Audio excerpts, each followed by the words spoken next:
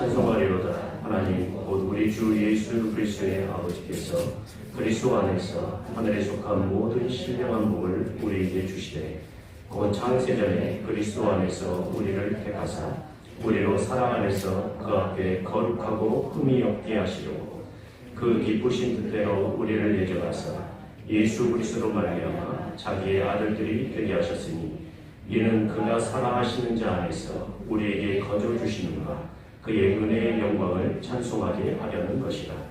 우리는 그리스도 안에서 그의 은혜의 풍성함을 따라 그의 피로 말미암아 속량 곧 죄사함을 받았느니라. 아멘.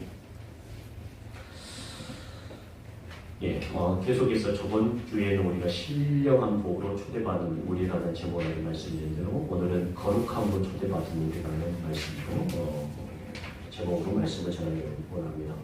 여러분 3절에 있는 것처럼 우리는 하나님께서 하늘에 속한 모든 신령한 복으로 어떻게 합니까? 복을 받은 존재라고 분명히 말씀합니다. 여러분은 하늘에 속한 모든 신령한 복을 받은 존재입니다. 믿습니까? 네, 아멘.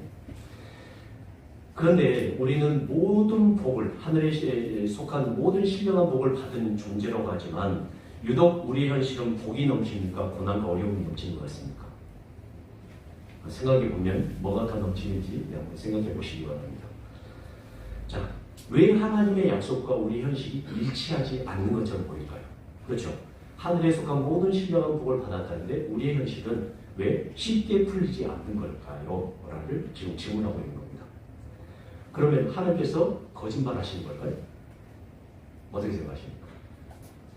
아니면 우리가 성경에서 말씀하고 있는 복이 무엇인지를 놓치고 있는 것 아닌가를 한번 생각해 보자 이 말이죠. 하나님은 우리에게 하늘에 속한 모든 신령한 복을 주셨다고 분명하게 약속합니다. 그렇다면 우리에게 주신 신령한 복이 무엇인가를 좀 더 구체적으로 우리가 한번 생각해 볼 필요가 있다는 거죠. 그러면 하늘에 속한 모든 신령한 복을 주셨다는데 그러면 그 복이 무엇이냐 우리가 생각을 해봐야 정확하게 왜 현실과 하나님의 약속과 이렇게 부딪히는 점이 있는가를 해소할 수 있을 것 같다 이 말입니다. 우선 우리가 받은 복의 실체가 무엇인가를 보아야 되는데 하나님은 우리에게 하늘에 속한 모든 신령한 복을 주셨다고 약속을 합니다. 그런데 우리가 복이란 단어에 집중하다 보니까 놓치는 것인데 여러분 3절을 보십시오. 우리가 어떤 복을 받았느냐 3절에 있는 것처럼 하늘에 속한 모든 신령한 복을 받았다고 하는데 복을 주신 분이 누구신가를 조금 놓치고 있는 것 같다는 느낌이 듭니다. 여러분 우리에게 복을 주신 분은 누구십니까? 하나님이시죠. 오늘 말씀이 이렇게 표현되어 있습니다. 하나님 곧 우리 주 예수 그리스도의 누가 되십니까? 아버지가 되시는 분이십니다. 그리스도의 아버지가 되시는 하나님께서 어떻게 우리에게 복을 주시는가를 우리가 눈여겨보아야 되는데 하나님 우리에게 복을 주실 때 누구 안에서 복을 주신다고 표현합니까? 그리스도 안에서 하늘에 속한 모든 신령한 복을 주십니다. 사랑하는 여러분, 우리는 복을 받은 존재입니다. 우리가 받은 복은 누구 안에서 허락된 복이라고요? 하나님의 복인데 그리스도 예수 안에서 속한 복이라는 말이죠. 3절부터 7절까지 우리가 받은 복을 설명할 때 각 구절에서 놓치지 않고 쓰이고 있는 단어가 어떤 거냐면 여러분 3절부터 7절까지 한번 유심히 보십시오. 첫 번째 3절에서 모든 복을 누구 안에서 받았다고 표현합니까? 그리스도 예수 안에서. 그리고 4절 누구 안에서요? 그리스도 안에서. 그리고 또 5절 예수 그리스도로 말미암아. 6절 그가 사랑하시는 자 안에서. 전부 다 누구 안에서 속한 복이라고 표현합니까? 예수 그리스도 안에서 속한 복이라고 말합니다. 이 말은 우리가 받은 복을 생각할 때 그리스도를 생각하지 않고는 복이 무엇인가를 알 수 없다는 것을 말합니다. 우리가 받은 모든 복은 예수님 때문에 우리에게 주어진 것입니다. 그렇다면 여러분, 예수님 하면 여러분에게 떠오르는 것이 무엇입니까? 뭐가 떠오르죠? 십자가입니다. 그렇죠. 이 십자가가 언제 우리에게 주어진 것입니까? 4절에 이렇게 표현합니다. 십자가가 언제 우리에게 주어졌냐면 창세전에 계획되어진 것이라고, 그리고 창세전에 십자가가 결정된 것이라고 우리에게 말씀합니다. 십자가가 언제 주어졌다고요? 창세전에 우리에게 주어졌습니다.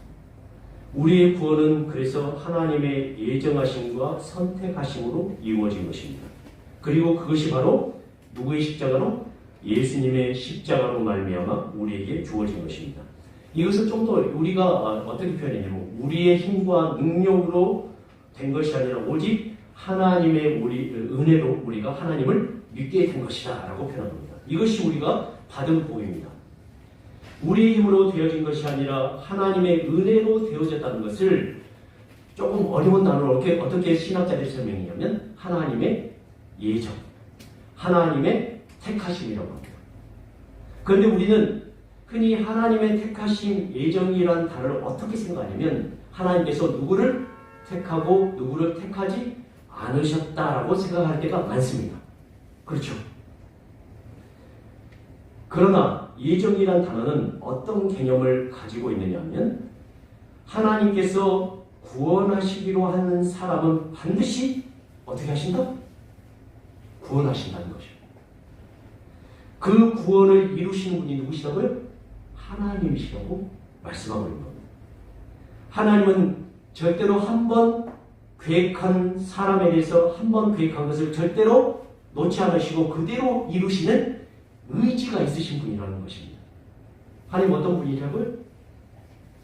모든 것을 하나님의 뜻대로 이루실 의지가 계신 분이시라는 걸 예정이라는 단어로 설명하고 있는 겁니다. 여러분 하나님의 택하심을 받았습니다. 예정을 받았습니다. 그러면 절대로 하나님의 손아귀에서 벗어날 수 있을까 없을까요? 어떻게 해서 말하는 거예요? 하나님은 반드시 여러분을 어디까지 끌고 가실 것이다? 하나님의 나라로 끌고 가실 것이다 라고 말하는 겁니다. 그런데 우리는 그 하나님의 의지와 택하심을 걸을 수 있을까요? 없을까요? 거스릴 수 없습니다. 그런 의지 하나님께서 4절을 통해서 우리에게 말씀하신 것인데, 보십시오. 4절 보십시오. 하나님께서 우리에게 어떻게 말씀하시고, 그런 의지를 가지고 계신 분이 우리에게 어떻게 말씀하고 계시냐면, 4절 같이 한번 읽으실까요? 시작. 곧 창세전에 그리스도 안에서 우리를 택하사 우리로 사랑하여서 그 앞에서 거룩하고 흠이 없게 하시려고. 바로 창세전에 우리를 택하셨는데, 그 택하신 사람을 사랑 안에서 그 앞에 거룩하고 흠이 없게 하시려고 택하셨다는 것입니다. 이것이 5절에 있는 것처럼 하나님의 기쁘신 뜻입니다. 하나님께서 하나님의 사람들을 창세전에 택하셨는데, 그들을 누구의 아들이 되게 하셨다고요? 하나님의 아들들이 되게 하실 뿐만 아니라 그 사람들을 지금 어떻게 하고 있습니까? 사랑 안에서 그 앞에 거룩하고 흠이 없게 하시려고 무엇 하셨다고요? 예정하셨다고 표현합니다. 우리는 예정을 어디까지만 설명하고 있냐면, 하나님이 구원하시는 것까지 설명하고 있는데, 하나님이 택하심까지 설명하고 있는데, 하나님의 예정, 하나님의 택하심은 우리를 어디까지 끌고 가냐면, 너희들이 구원받았을 뿐만 아니라 우리가 하나님의 사랑 안에서 어디 앞에 설 때까지? 하나님 앞에 설 때까지 거룩하고 흠이 없게 하시려고 우리 어떻게 하셨다고요? 예정하셨다는 거예요. 여기서 사랑 안에서라는 말씀을 각주에서 어떻게 번역할 수 있다고 표현하냐면, 사랑 안에서를 빼고 무엇으로 번역할 수 있다고 표현합니까? 여러분, 사랑으로 예정하사라고 바꿔 쓸 수 있다는 표현이에요. 자, 그럼 이것을 4절 말씀을 그대로 이것을 집어넣어서 해석을 해보면 이렇게 봅니다. 여러분 보시나요? 한번 읽어보실래요? 시작. 곧 창세전에 그리스도 안에서 우리를 택하사 우리로 사랑 안에서 예정하사 그 앞에 거룩하고 흠이 없게 하시려고 라고 번역할 수 있다는 거예요. 그런데 우리는 어떻게 생각하냐면, 하나님의 택하심과 예정은 우리를 구원하시는 것에 멈춘다고 생각하고 그 다음을 생각하지 않는 경우가 있습니다. 그러나 하나님의 예정은 우리를 택하시고 하나님의 아들들이 되게 하셨고, 어디 앞에 거룩하고 흠이 없게 하시려고 예정하셨다고요? 하나님 앞에 거룩하고 흠이 없게 설 그때까지 모든 것을 예정하셨다고 표현해요.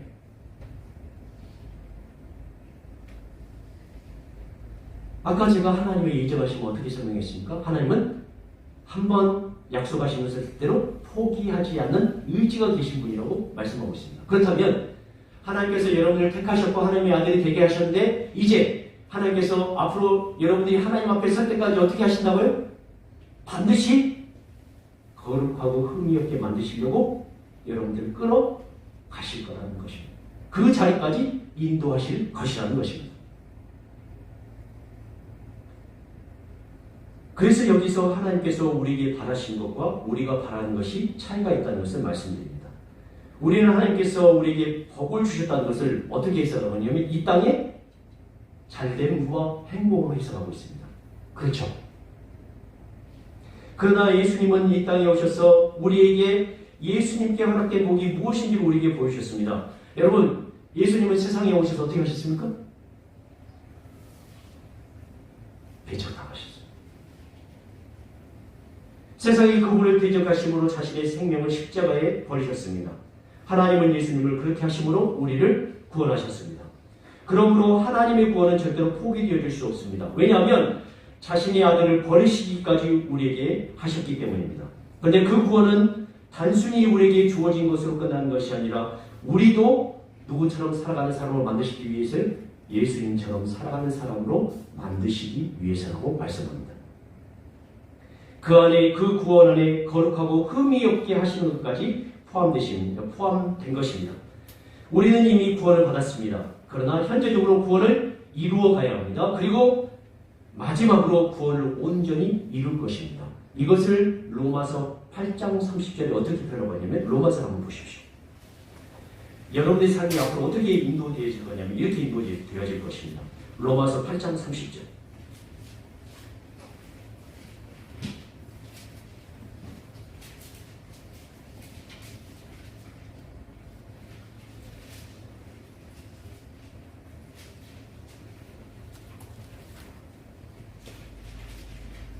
우리 믿는 자들의 생애가 이곳에 압축되어 있는데 어떻게 표현하고 있냐면 로마서 8장 30절입니다.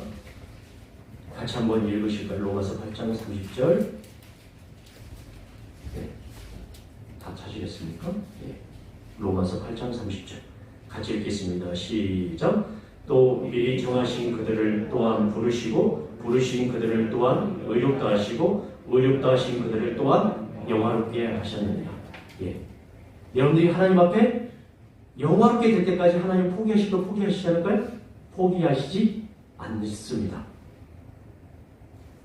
이것을 이루시는 분이 누구시냐면 바로 하나님이십니다. 하나님께서 반드시 그것을 이루실 것입니다. 이것이 하나님의 예정 안에 우리의 구원 안에 포함되어 있는 것입니다. 이것을 이루시기까지 하나님의 사랑은 우리를 절대로 포기하지 않을 것입니다. 그러므로 성경이 우리에게 제시하고 있는 복은 우리의 현실적인 것이 아니라 우리의 거룩하심에 있습니다. 무엇에 있다고요? 거룩하심에 있습니다. 성경은 우리의 운명을 행복이라고 말하지 않고 거룩이라고 하고 있습니다. 그런데 우리는 우리의 운명을 무엇이라고 합니까? 행복해야 된다고 생각합니다. 우리 인생을 행복이라고 모든 것에 초점을 맞춥니다. 그러다 보니 믿는 사람과 믿지 않는 사람이 구별이 없어졌어요. 교회와 일반 종교단체와 구분이 없어졌습니다. 교회를 다니지 않는 많은 사람들이 교회 다니면 복받는다고 해서 교회에 들어갔어요. 그런데 교회가 하는 것과 세상이 하는 단체가 하는 것과 차이가 있을까요? 없을까요? 없어져버린 시대가 왔습니다. 그래서 교회를 떠나는 일이 반복되고 있습니다. 도대체 우리가 무엇을 잃어버린 걸까요? 하나님의 예정 안에는 우리의 구원이 들어있습니다. 그 구원 안에는 하나님의 칭의와 성화와 영화가 들었습니다. 하나님은 반드시 그 일을 이루실 것입니다. 이것이 하나님의 예정입니다. 그런 사람을 만들기 위해서 하나님은 믿는 자들에게 여러 가지 일들을 허락하십니다. 여러분들을 영화롭게 만들기 위해서, 거룩하게 만들기 위해서 하나님은 로마서 8장 35절, 아까 우리가 읽은 8장 35절에 이런 여러 가지 일들이 있다고 표현합니다. 로마서 8장 35절.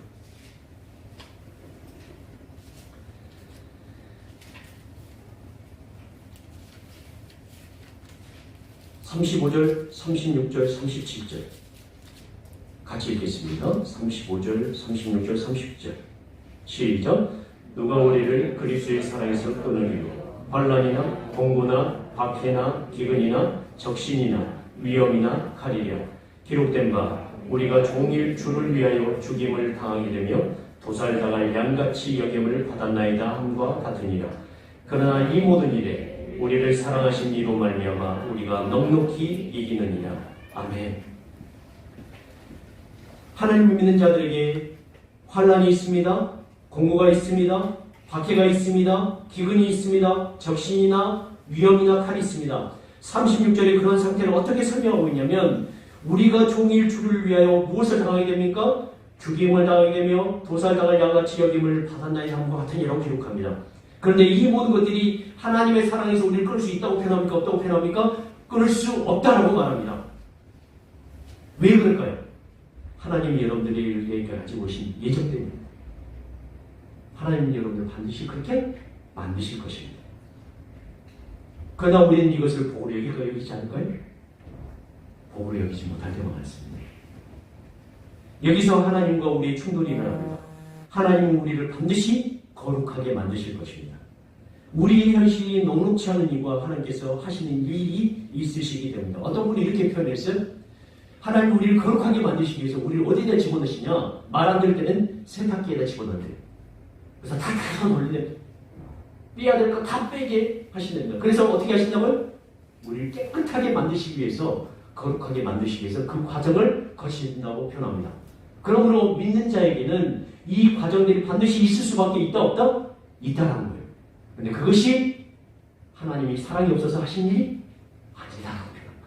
하나님은 사랑하시기 때문에 우리에게 사랑으로 예정을 하셨기 때문에 그러한 일들이 우리에게 있다고 말씀합니다. 그래서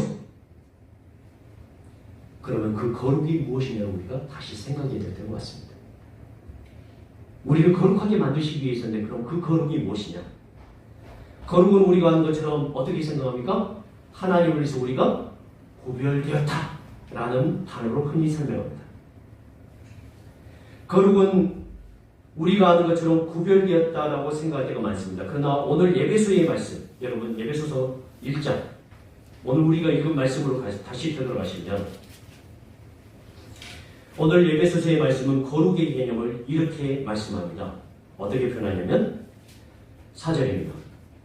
곧 창세전에 그리스도 안에서 우리를 택하사 우리로 사랑 안에서 그 앞에 어떻게 합니까?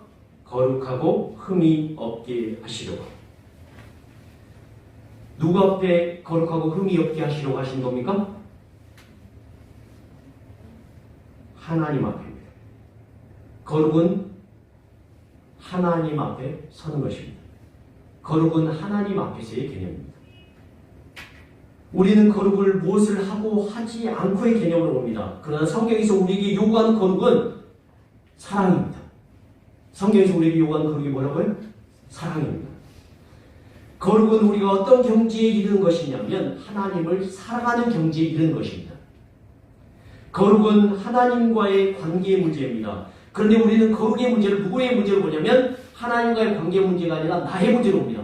내가 하나님 앞에 기도하며 거룩한 것 같고 기도하지 않으면 거룩하지 않은 것을 명인데 그것이 아니라고 표현하는 겁니다. 그래서 거룩을 어떻게 하냐면 성극기로 해석합니다.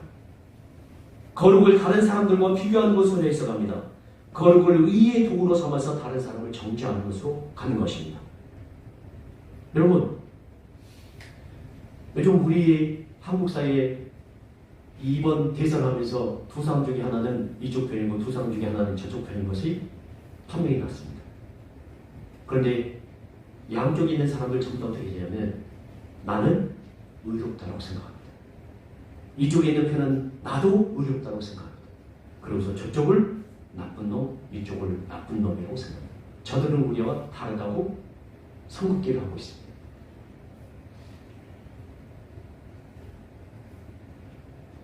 그래서 내가 무엇인가를 하면 하나님 앞에 신자로서 그 같고 내가 무엇인가를 하지 않으면 나를 죄인으로 여기는다. 그래서 흔들리는 것입니다. 그러나 하나님은 우리에게 거룩의 문제를 다시 보게 합니다. 거룩은 누구와의 관계라고요? 하나님과의 관계입니다. 우리는 이미 깨끗해진 사람들입니다. 우리는 이미 하나님의 자녀된 사람들입니다. 이것을 우리는 신분의 변화, 운명의 변화라고 합니다. 우리는 죄인의 신분에서 예수 그리스도로 말미암아 하나님의 자녀가 되었습니다. 그러나 아직 우리의 수준은 여전히 왕자가 아니라 거지의 수준입니다. 하나님은 그 수준의 변화를 위해서 이 땅에 살아가는 시간을 허락하셨습니다. 그런데 우리는 이 수준의 변화를 위해서 거룩을 추구하는데 그 거룩의 문제를 하나님과의 관계로 보지 않고 더러운 것을 덜 묻히는 것을 생각하면서 바꿔버렸습니다. 그래서 사람들을 정죄하는 것을 거룩으로 보기 시작했습니다. 그러나 하나님은 거룩을 하나님과의 문제로 해석합니다. 하나님을 사랑하면 어떻게 됩니까? 우리가 존경하는 칼빈 선생이 우리가 읽었던 이 3절 사랑 안에서 그 앞에라는 이 단어를 어떻게 해석되는 이렇게 해석을 했습니다. 간사님 조금 간격을 조금만 띄워주실래요? 네, 한번 더 올려서 어떻게 해석되겠냐면 이렇게 해석되는데 간격을 조금만 띄워주세요. 하나님 앞에서의 거룩은 순수한 양심의 거룩을 말한다. 왜냐하면 하나님은 사람처럼 외부적인 기반에 의해 속임을 받지 않으시고 진실한 믿음, 곧 마음의 진실을 보시기 때문이다. 이 사랑이라는 말을 하나님과 관련해서 생각하게 된다면 그 의미는 곧 하나님이 우리를 선택하시게 된 유일한 이유가 인류를 위한 하나님의 사랑이시라는 것이다. 넘겨서. 그러나 칼빈은 이 사랑을 어떻게 해석했냐면 나는 사랑을 오히려 하반절과 관련시켜서 신자의 완전성은 어디에 있다고요? 사랑에 있다는 것으로 해석하고 싶다. 그것은 하나님께서 사랑만을 요구하시기 때문에 그런 것이 아니고 사랑이 하나님을 경외하는 증거요 또 모든 율법에 복종하는 증거이기 때문이다. 그래서 율법의 완성을 성경에 이렇게 표현합니다. 누구를 사랑하는 것이라고요? 하나님을 사랑하는 것이고 하나님을 사랑하는 사람은 누구를 사랑하는 거예요? 사람을 사랑하는 것이라고 말씀하고 있습니다.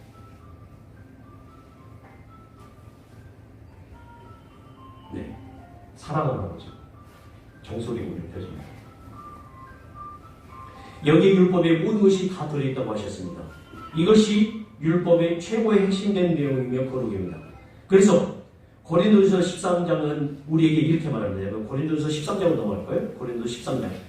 과연 사랑이 무엇인가를 표현할 때 이렇게 표현합니다. 고린도서 13장. 고린도서의 말씀을 우리가 읽고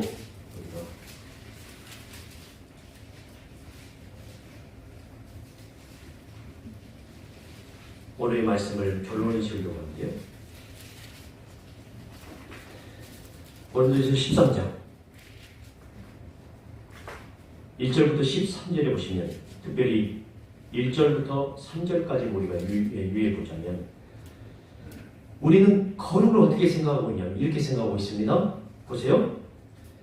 내가 사람의 방언과 여러분 교회 안에 방언을 하는 사람과 하지 않은 사람을 구분하는 경향이 있을까요? 없을까요? 있습니다. 제가 무슨 말인지 하는지 아실 거예요. 거룩을 어떻게 표현하냐면 천사의 말을 하는 것으로 구분하는 사람이 있을까요? 없을까요? 있습니다. 그러나 성경 어떻게 표현하니까 사랑이 없으면 아무것도 아니라고 표현합니다. 2절 보십시오. 거룩을 어떻게 표현하고 있냐면 애원하는 능력이 있어야 된다고 생각합니다. 여러분 애원하는 능력을 갖기 원하시죠? 그리고 그런 사람들 부러워하시죠? 거룩을 우리는 능력이라고 표현하고 있습니다. 또한 비밀을 알아야 된다고 표현합니다. 하나님의 비밀을 소유한 자는 더 거룩한 자라고 우리가 생각하기도 합니다. 그리고 지식이 있는 사람을 우리는 거룩한 자라고 생각합니다. 그리고 산을 옮길 만한 믿음 있는 자를 거룩한 자라고 생각하는 경향이 있습니다. 그러나 성경은 우리에게 표현합니다. 사랑이 없으면 아무것도 아니라고 말합니다. 3절을 보십시오. 내가 내게 있는 모든 것으로 뭘 합니까? 거룩을 구제라고 우리는 생각하기가 많습니다. 또 내가 내 몸을 불사르게 내줄지라도 희생이 없으면 거룩이 없다라고 생각하는 경향이 많습니다. 그러나 여러분 뭐라고 표현합니까? 사랑이 없으면 아무것도 아니라고 표현합니다. 이것을 이렇게 바꿔볼까요? 여러분 하나님을 사랑하면 어떻게 되는 거예요? 거룩하게 되는 거예요. 하나님을 사랑하면 사람을 사랑하게 됩니다. 왜냐하면 하나님은 사람을 구원하기 위해서 자기 아들을 보내셨기 때문에. 하나님을 사랑하면 구제합니다. 하나님을 사랑하면 믿음이 생기는 것입니다. 왜냐하면 하나님의 사랑에서 절대로 우리를 끊을 수 없기 때문에. 하나님을 사랑하면 여러분들이 찾는 진정한 행복을 찾을 수 있습니다. 왜 그럴까요? 이 모든 어려움들과 일들 가운데서도 하나님의 사랑 안에서 여러분을 끊을 수 없기 때문입니다. 거룩은 누가의 문제라고요? 하나님과의 관계. 하나님 관계의 최고 봉은 하나님을 사랑하는 것입니다. 그 사랑이 우리 안에 넘쳐나야 합니다. 그 사랑을 하나님께서 이루시기까지 어떻게 하신다고요? 마지막까지 절대 우리를 포기하지 않고 끝까지 우리를 그 하나님 앞에 세우실 때까지 우리를 끌고 가실 것입니다. 오늘 사랑하는 성도들에게 부탁드립니다. 여러분의 행복은 여러분이 무엇을 하고 하지 않느냐의 문제로 결정되는 것이 아니라 하나님과의 관계, 하나님을 사랑하는 그 거룩의 문제로 판명이 될 것입니다. 그 거룩 안에 들어간 자는 진정한 행복을 얻게 될 것입니다. 이 거룩을 위해서 수고와 노력한 여러분이 되시기 바랍니다. 그 거룩함으로 초대받은 사람들이 바로 하나님의 자녀들입니다. 이 거룩을 세상 모든 곳에서 드러내고 하나님의 그 사랑을 믿고 이 거룩의 길을 걸어가시기 바랍니다. 그 거룩의 길이 우리에게 주어진 길을 믿고 이 땅에서 하나님의 영광을 드러내는 모든 분들 되시길 주님의 이름으로 간절히 축원합니다. 아멘.